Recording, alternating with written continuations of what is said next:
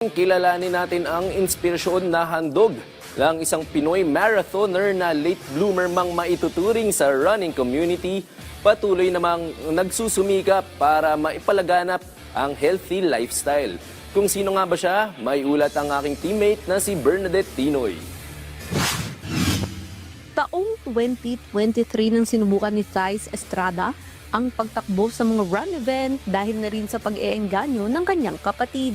Nagtatrabaho bilang marketing consultant si Thais, kaya aminado siyang mahirap pagsabayin ng pag-eehersisyo at pagtatrabaho. Nagsimula na rin tumakbo ang 38-year-old runner at sa loob ng 2 taon, may tuturing ng marathoner si Thais matapos makasalang sa 42-kilometer race mula sa iba't ibang run event. Anya malaki ang naitulong ng pagtakbo sa kanyang kalusugan at mental health.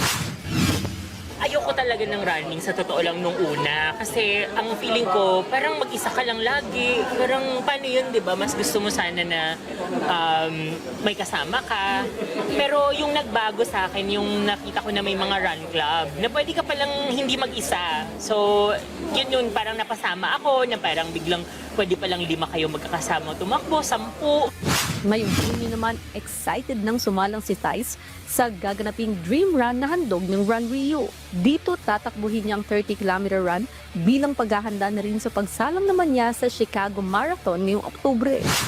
Nagte-training po ako ngayon for my 3rd marathon. So, importante po siyang parte nung training ko na may long distance po na pwede akong tumakbo. So, sobrang excited. Malaking bagay po ang long runs sa training, no? Kasi hindi po ito kailangan mabilis. Kailangan lang dito ay consistent. It builds your endurance. So, mahalaga yung mga ganitong long run para sa amin nagte-training ng mga marathon. Bernadette Tinoy para sa Atletang Pilipino, para sa Bagong Pilipinas.